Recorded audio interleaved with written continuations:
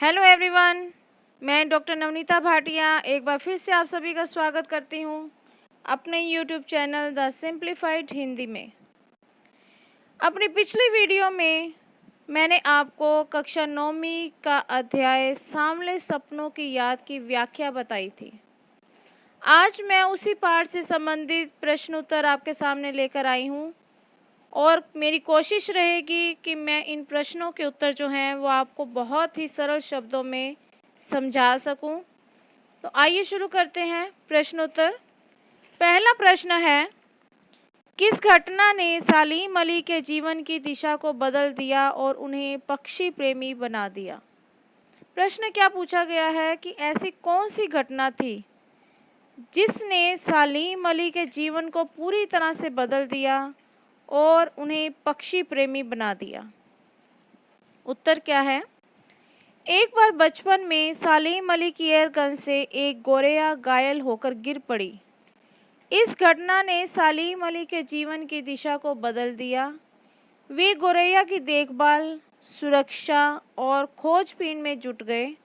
उसके बाद उनकी रुचि पूरे पक्षी संसार की ओर मुड़ गई और वे पक्षी प्रेमी बन गए। क्या उत्तर दिया गया है कि जब सलीम अली छोटे थे तब उनकी एयरगन से अचानक ही एक गोरैया घायल होकर गिर पड़ी थी और उस घटना से सलीम अली को बहुत दुख पहुंचा था और इसी घटना ने उनके जीवन की दिशा को पूरी तरह से बदल दिया और वे पक्षी प्रेमी बन गए। वे गोरैया की देखभाल, सुरक्षा और खोजबीन में पूरी तरह से जुट गए थे और इसी घटना ने उन्हें पक्षी संसार की ओर मोड़ दिया। प्रश्न 2, सलीम अली ने पूर्व प्रधानमंत्री के सामने पर्यावरण से संबंधित किन संभावित खतरों का चित्र खींचा होगा कि जिससे उनकी आंखें नम हो गई थी?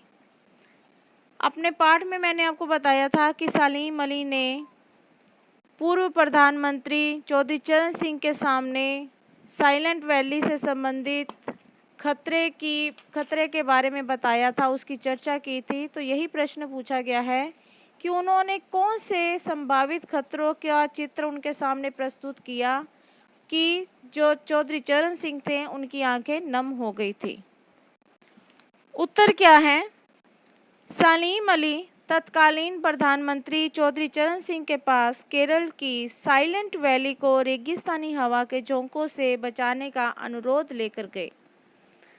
जो सलीम अली थे वो पक्षी प्रेमी थे और इसीलिए वो तत्कालीन प्रधानमंत्री चौधरी चरण सिंह के पास केरल की जो साइलेंट वैली थी उसे रेगिस्तानी हवा से किस प्रकार से बचाया जाए, इस बात को का अनुरोध जो था लेकर उनके पास गए।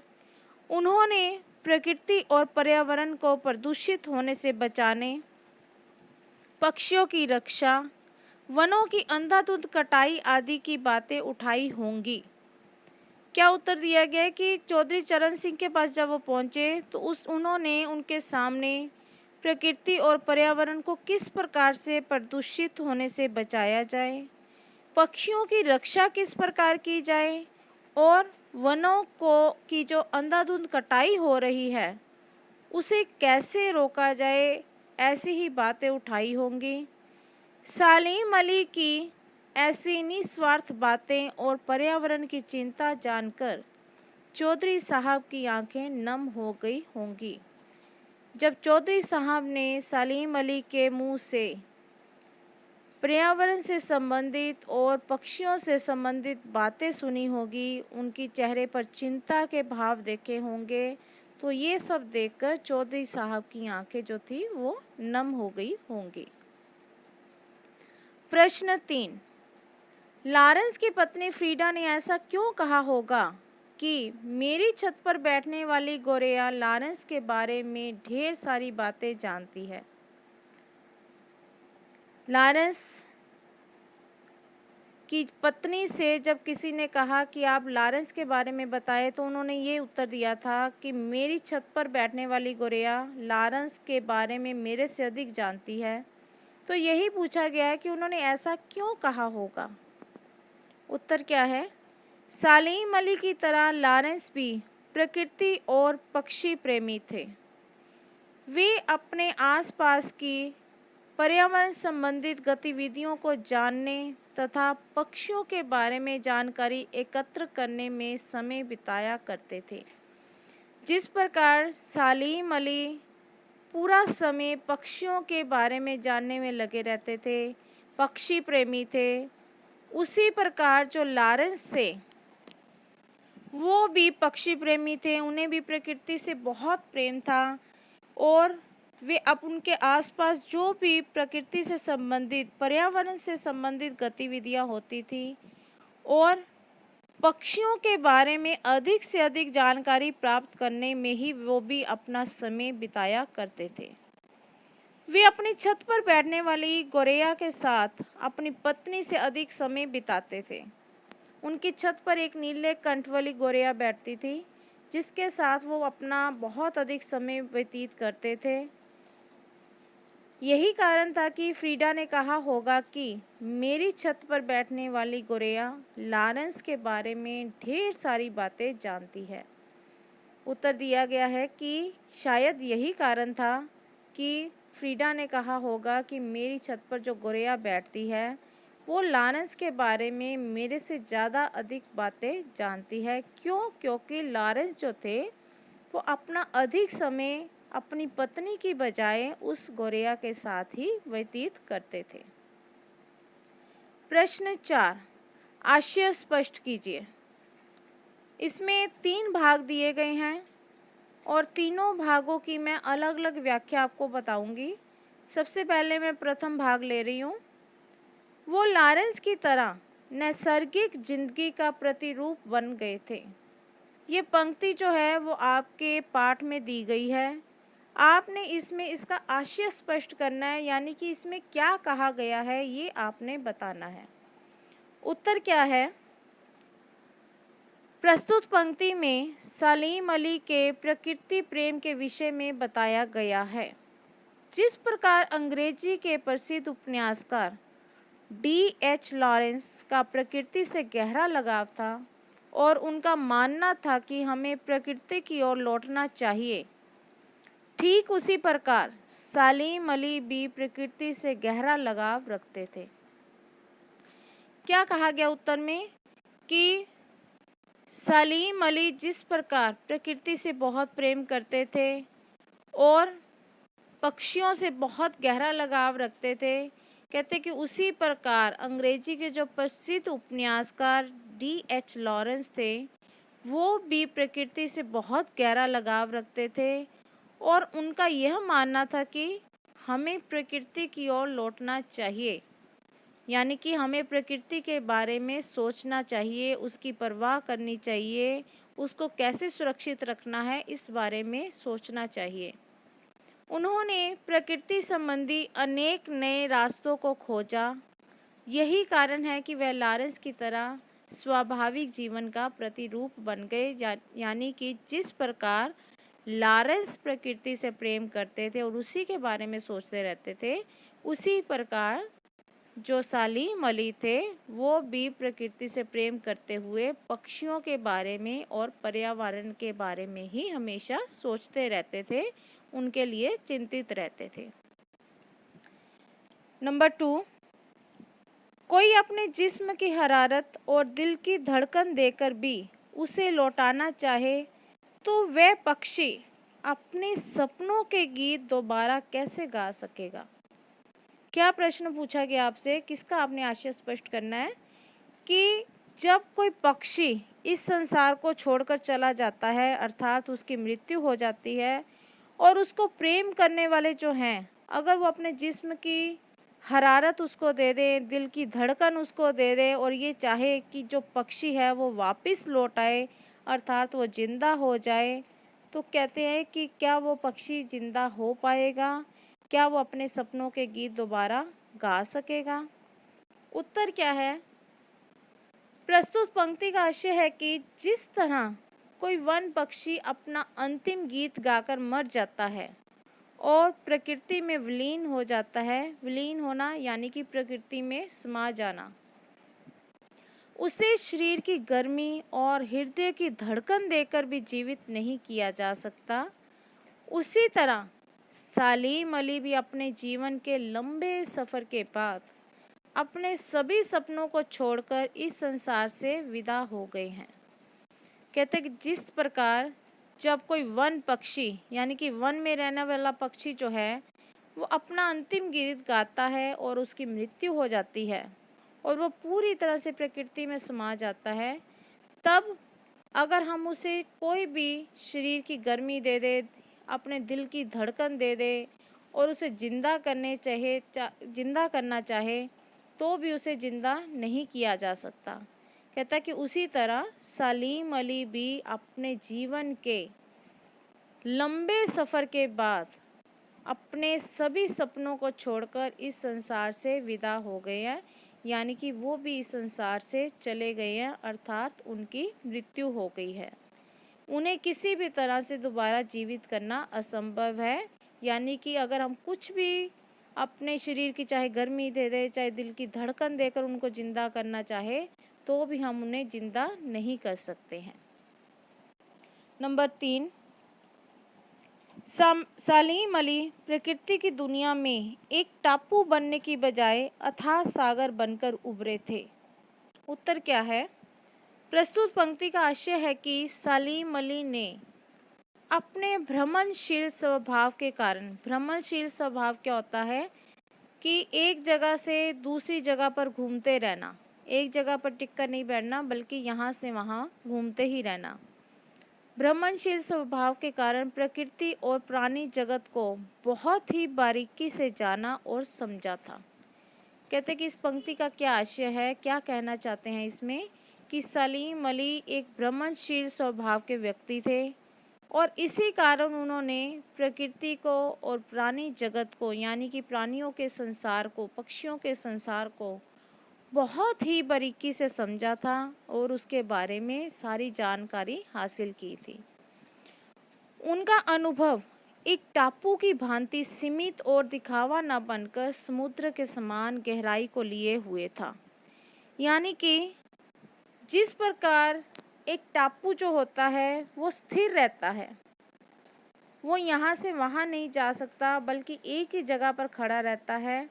कहते कि उसी प्रकार सलीम अली एक ही जगह पर नहीं रुके बल्कि जिस प्रकार जो समुद्र है वो लगातार निरंतर आगे ही आगे बढ़ता रहता है, एक जगह पर नहीं रुकता, उसका पानी आगे की ओर जाता रहता है, उसी प्रकार वो समुद्र की भांति आगे की ओर बढ़ते रहे।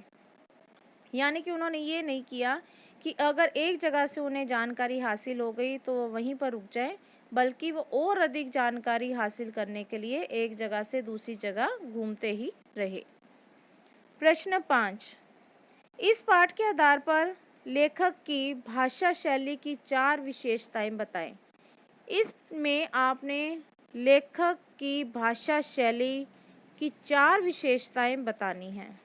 उत्तर, सांवले सपनों की याद नामक पाठ के आधार पर लेखक की भाषा शैली संबंधी विशेषताएं, 4 विशेषताएं निम्नलिखित हैं। नंबर 1, मिश्रित शब्दावली का प्रयोग, यानी कि इसमें लेखक ने मिश्रित शब्दावली यानी कि मिश्रित शब्दों का प्रयोग किया है। लेखक ने इस पाठ में उर्दू शब्दों का प्रयोग किया है, साथ ही साथ तत्सम, तद्भव, देशज आदि शब्दों का भी प्रयोग प्रचुर मात्रा में किया है, यानी कि उन्होंने उर्दू के साथ साथ तत्सम, तद्भव और देशज शब्दों का भी प्रयोग किया है। जैसे सफ़र, सफ़र क्या हो गया? उर्दू का शब्द। वन, ये तत्सम शब्द है। माटी, ये तद्भव शब्द है। एयरगन, ये अंग्रेजी का शब्द है। इस प्रकार उन्होंने मिश्रित शब्दावली का प्रयोग किया है। नंबर 2, मुहावरों का प्रयोग। लेखक ने मुहावरों का प्रयोग कर भाषा में रोचकता ला दी है, यानी कि उन्होंने अपने पाठ में कई स्थानों पर मुहावरों का प्रयोग किया है, जैसे शब्दों का जामा पहनाना, आंखें नम होना, कायल होना आदि। नंबर 3, जटिल एवं लंबे वाक्यों का प्रयोग।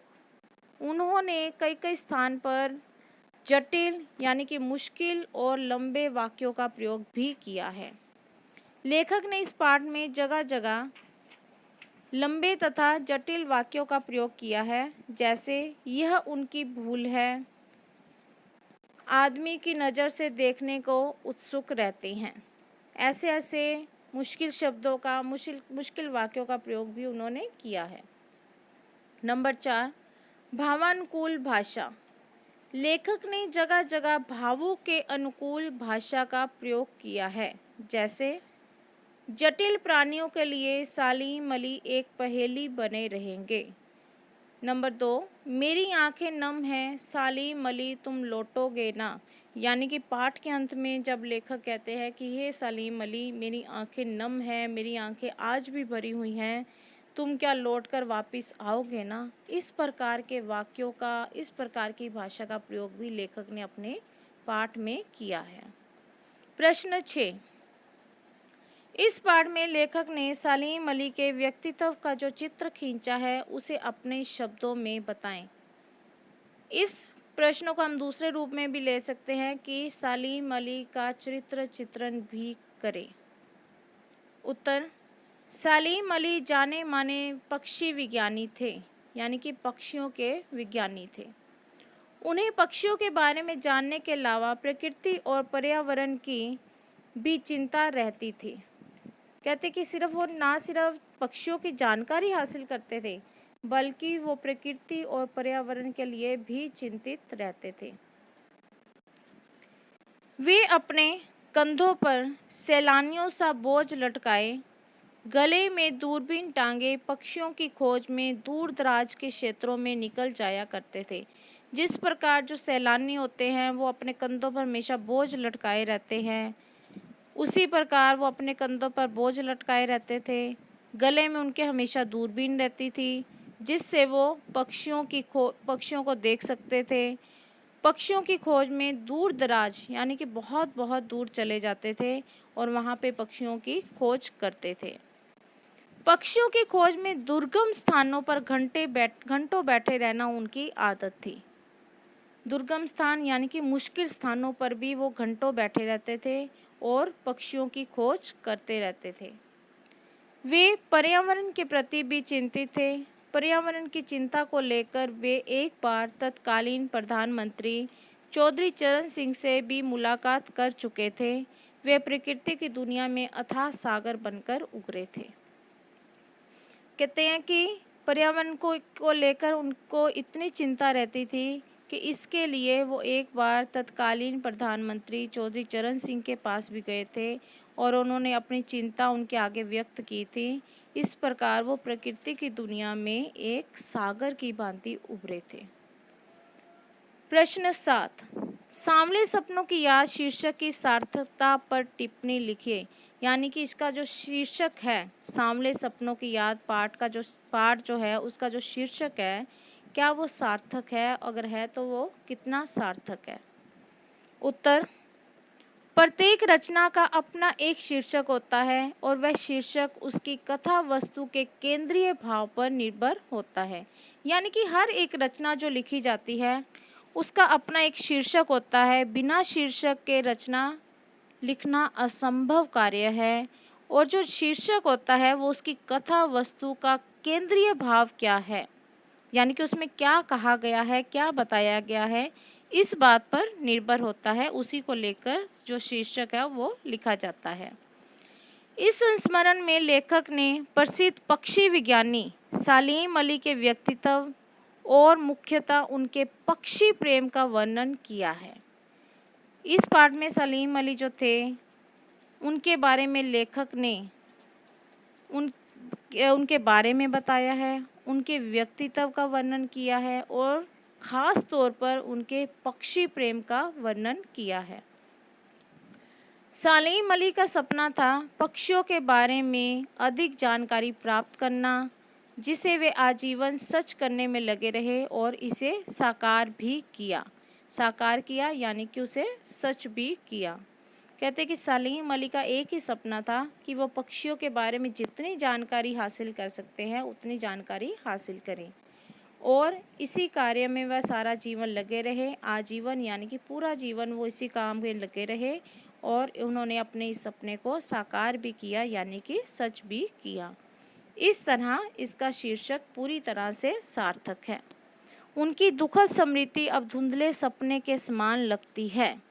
उनकी जो स्मृति है यानी कि उनकी जो याद है वो आज हमें एक धुंधले सपने के समान लगती है और इस प्रकार हम कह सकते हैं कि जो सांवले सपनों की याद शीर्षक है वो पूर्ण रूप से सार्थक है। प्रश्न 8। प्रस्तुत पाठ सलीम अली की पर्यावरण के प्रति चिंता को भी व्यक्त करता है। पर्यावरण को बचाने के लिए आप कैसे योगदान दे सकते हैं? इसमें आपसे पूछा गया है कि आप अपने पर्यावरण को बचाने के लिए क्या क्या योगदान दे सकते हैं। इसमें आपके विचार पूछे गए हैं और इसमें आपने अपने विचार देने हैं। उत्तर: पर्यावरण को बचाने के लिए हम निम्नलिखित योगदान दे सकते हैं। नंबर 1, हम अपने पर्यावरण को कम से कम दूषित करें। प्लास्टिक के सामान का उपयोग ना करें। प्लास्टिक का जितना भी सामान है वो उसका उपयोग जो है वो बहुत कम करें, क्योंकि सब जानते हैं कि प्लास्टिक हमारे लिए बहुत ही हानिकारक है। नंबर 2, कूड़ा कचरा बाहर फेंकने की बजाय उसे जला डालें या उपयुक्त जगह पर डालें। ये जो कूड़ा कचरा है या तो हम इसे जला दें या फिर उसे कूड़ेदान में ही डालें। नंबर 3, पशुओं के साथ क्रूरता का व्यवहार ना करें यानी कि उनके साथ बुरा व्यवहार ना करें। नंबर 4, पशु पक्षियों के भोजन का भी कुछ प्रबंध करें, यानी कि हमें अपने साथ साथ पशु पक्षियों के भोजन के बारे में भी सोचना चाहिए। नंबर 5, अपने आसपास हरियाली उगाएं और उसकी रक्षा करें। हमें आसपास ऐसी चीज़ें उगानी चाहिए जिससे हरियाली आए और उसकी हमेशा रक्षा भी करनी चाहिए। तो ये थे आपकी पाठ्य पुस्तक में से सांवले सपनों की याद पाठ के प्रश्नों के उत्तर, जिसे कि मैंने बहुत ही सरल और आसान शब्दों में बताने की, समझाने की कोशिश की है, ताकि आप लोगों को इस पाठ के प्रश्नों के उत्तर को समझने में किसी प्रकार की कठिनाई ना हो। आशा करती हूँ कि आपको मेरे द्वारा बताए गए प्रश्नों के उत्तर जो हैं वो आसानी से समझ में आएंगे। अगर ऐसा है और आपको मेरी वीडियो अच्छी लगी है तो इसे लाइक कीजिए। कमेंट्स देना मत भूलिए, क्योंकि आपके कमेंट्स जो हैं वो मेरे लिए बहुत महत्वपूर्ण हैं। इन्हीं के द्वारा मुझे सारी जानकारी मिलती है। शेयर कीजिए ताकि दूसरे लोगों तक भी मेरी वीडियोस पहुंचे। सब्सक्राइब कीजिए और बेल आइकन के बटन को दबाना मत भूलिए, ताकि मेरी जो आने वाली वीडियोस हैं वो आप तक आसानी से पहुंच सके।